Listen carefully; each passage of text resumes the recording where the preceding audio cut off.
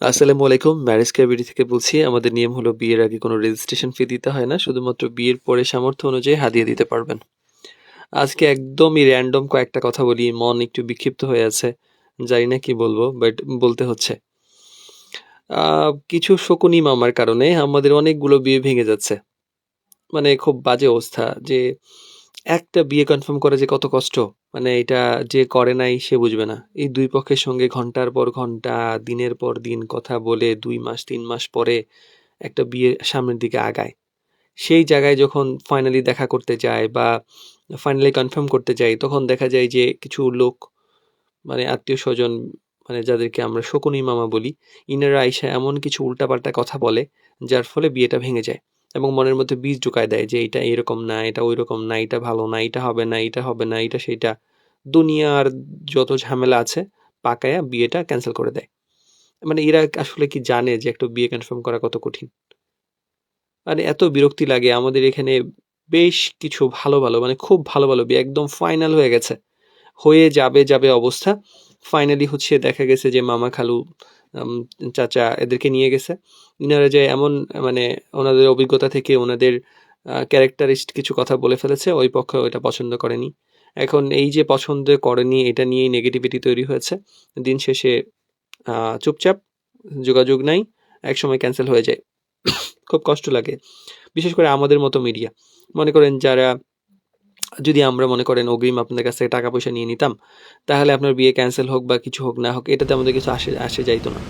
কিন্তু দেখেন সম্পূর্ণ টাকা পয়সা ছাড়া এই দিনের পর দিন কষ্ট করে একটা পয়সাও না পাওয়া একদম 99% কনফার্ম হয়ে গেছে, সেই জায়গায় 1% এর জায়গায় আটকে যায় এবং সেটা ক্যানসেল করে যায় এমন কিছু মানুষের কারণে, তখন আসলে মানে মানে নিজেকে সান্ত্বনা দেওয়ার মতো কিছু থাকে না। বাট তারপরেও আল্লাহ রিজিকে রাখে নাই, সেটাই আরকি মানে ভরসা, সেটাই বলতে হয়। তো আজকে এই যে তৃতীয় পক্ষ, এই তৃতীয় পক্ষের কারণে আমরা খুব সাফারার। তো পাত্র-পাত্রীর বাবা-মাকে আমরা একটু বলতে চাই যে মানে আমরা আসলে অনেক পাত্র-পাত্রীর বাবা-মাও আমাদের সঙ্গে বলেন যে, "দেখো বাবা", আমাকে অনেকেই মানে আমি অনেকের ছেলের বয়সী তো, তো অনেকেই বলে যে, "দেখো সবকিছু ঠিকঠাক করেছে। আমাদের পক্ষ থেকে কোনো ইস্যু নাই। পাত্রীর মা খুব ভালো, পাত্রের বাবা-মা খুব ভালো, ২ পক্ষই খুব ভালো। উনারা অনেকদিন ধরে কথা বলেছেন। সপ্তাহ, মাস বা কয়েক মাস কথা বলেছেন। তাদের যোগাযোগে কোনো সমস্যা হয়নি। কিন্তু যখন আত্মীয়স্বজন নিয়ে দেখা করতে গেল, তারা নিয়ে একটা ঝামেলা পাকায় দিল। তো এখন এই আত্মীয়স্বজনের মুখ রাখতে গিয়ে অন্য আরেকটা নতুন আত্মীয় তৈরি করতে গিয়ে তখন দেখা যায় যে একটা ঝামেলা তৈরি হয়ে যায় এবং নিজের আত্মীয়স্বজনকে ধরে রাখতে গিয়ে ওই আত্মীয়স্বজনের সম্পর্ক ভেঙে দিতে হয়। এবং পরে ওনারা অনুশোচনা করেন যে দেখেন আসলে এইটা হওয়া উচিত ছিল না, নেগেটিভিটি বা এই ধরনের কারণে হয়ে গেছে। এখন এই যে হয়ে যায় এটা খুবই মারাত্মক খারাপ জিনিস। তো যেটা বলতে চাচ্ছিলাম যে যদি সম্ভব হয় নিজেরা বিয়ে ঠিক করবেন।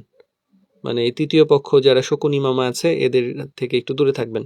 মানে বিয়ে শাদী হলে দাওয়াত দিবেন, খেয়ে চলে যাবে। এর বেশি এদেরকে মানে প্রশ্রয় দেওয়ার দরকার নাই। পরে আইসা বলেন যে হ্যাঁ, ঐরকম আইসা এরকম ঘটনা ঘটায় গেল, বিয়ে হয়ে গেল। দেখেন একটা বিয়ের আয়োজন অনেক বড় ব্যাপার। মানসিকতা দেখেন, আমাদের বিয়ে কনফার্ম হইলে আমাদের মনে একটা স্বপ্ন জাগে যে আচ্ছা বিয়েটা কনফার্ম হচ্ছে, কয়েকটা পয়সা পাবো। সেই জায়গায় যখন ক্যানসেল হয়ে যায় মনটা ভেঙে যায় যে এত কষ্ট করলাম, এতদিন যোগাযোগ করলাম। আর দেখেন মানে এই যে আমরা 99% কনফার্ম হয়ে গেল, সবকিছু ঠিকঠাক। সেই জায়গায় যখন ক্যানসেল হয়ে যায় কেউ আমাদের কিন্তু বলে না যে ভাই কষ্ট করছেন, কয়েকটা টাকা নেন। বলে না কিন্তু। তো এই যে টোটাল কষ্টটাই বৃথা হয়ে যায় যতক্ষণ না পর্যন্ত বিয়ে শাদী না হয়। তো আরেকটা ব্যাপার ফেস করছি সেটা হলো দেখেন একটা সিচুয়েশন বলি। ধরেন কোনো একটা দোকান বা শপিং কমপ্লেক্স, সেখানে সিস্টেমটা এরকম যে টিকিট দিয়ে ঢুকতে হয়। যেমন একটা শপিং কমপ্লেক্সে আমাকে ঢুকতেই কমপক্ষে ৳৫০০ টিকিট কেটে ঢুকতে হবে। তাহলে আপনি শপিং কমপ্লেক্সের ভিতরে ঢুকতে পারবেন, আদারওয়াইজ আপনি ঢুকতে পারবেন না। এরকম একটা শপিং কমপ্লেক্স। আরেকটা হচ্ছে খোলা বাজার, মানে যেখানে যে কেউ যে কোনো কিছুতে ঢুকতে পারে, দেখতে পারে, নিজের হাত মানে ইচ্ছা মতো নাড়াচাড়া করে দেখতে পারে, কিন্তু কেনার কোনো ইয়ে নাই, মানে চাইলে কিনবে নাহলে কিনবে না।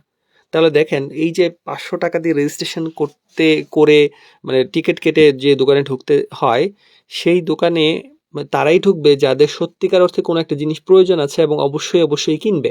না হলে শুধু সে কেন ৳৫০০ দিয়ে রেজিস্ট্রেশন করে ওখানে ঢুকবে?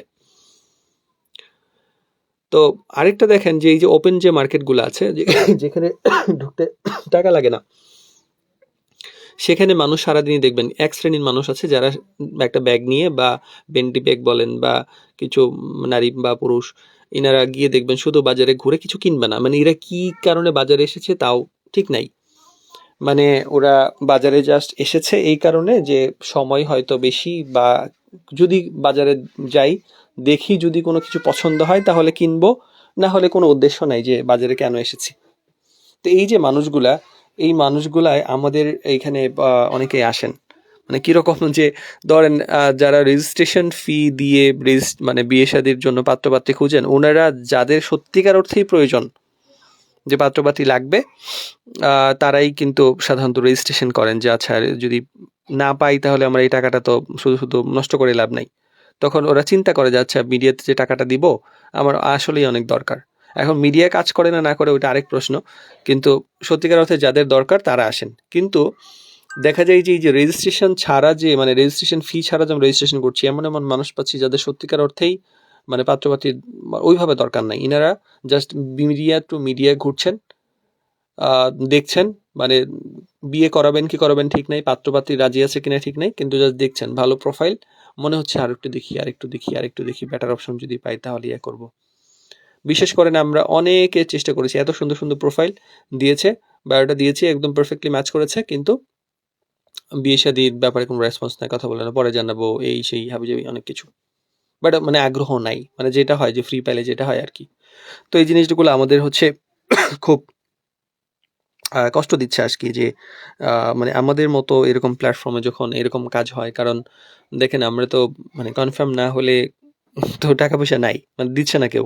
তো সেই জায়গায় এইরকম জায়গায় যখন মানে আমরা পাই যে মানে এরকম সিচুয়েশন পাই, তখন আমাদের জন্য খারাপ হয় যে কষ্ট করলাম কিন্তু কোনো রেজাল্ট আসতেছে না। তো সেটাই যে আপনারা যেমন জিনিসপত্র কেনার ক্ষেত্রে অনেকেই আছেন যে রিভিউ দেখেন, দোকান খুঁজেন, রিসার্চ করেন, প্রতিবেশীর কাছে খোঁজ নেন, খুঁজে টুজে নিয়ে মানে দেখেন কোনটা ভালো কোনটা মন্দ, তারপর কনফার্ম করেন। পাত্রপাত্রী খোঁজার ক্ষেত্রে অনেকেই এরকম করেন আর কি, যে খুঁজতে খুঁজতে খুঁজতে খুঁজতে বয়স অনেক বেশি হয়ে যায় বাট বিয়ে শাদী হয় না। তো অনেকেরই আমরা দেখছি যে খুঁজতে খুঁজতে খুঁজতে খুঁজতে বুড়ো হয়ে গেছে কিন্তু বিয়ে হয়নি। তো আমরা অনুরোধ করব যে আপনারা দয়া করে আমাদের মানে ওইরকম মানসিকতা থাকলে, যে বিয়ে শাদীর মানসিকতা থাকলে আসবেন, ওইরকম মানসিকতা থাকলে দয়া করে আমাদেরকে কষ্ট করাবেন না। আমাদের সময়টা অনেক গুরুত্বপূর্ণ, মূল্যবান। আমরা চাই যারা সত্যিকার অর্থে জেনুইন পাত্রপাত্রী দরকার ওনারাই যোগাযোগ করুন। যাদের আসলে দরকার নাই আমাদের সময় নষ্ট করবেন না প্লিজ। এটা একটা ব্যাপার, আসলে ব্যাপারগুলো খুব কষ্টে বলছি, কারণ বেশ কিছু বিয়ে রিসেন্টলি ফাইনাল হয়েও শুধুমাত্র এইসব বিভিন্ন কারণে ক্যান্সেল হয়ে গেল।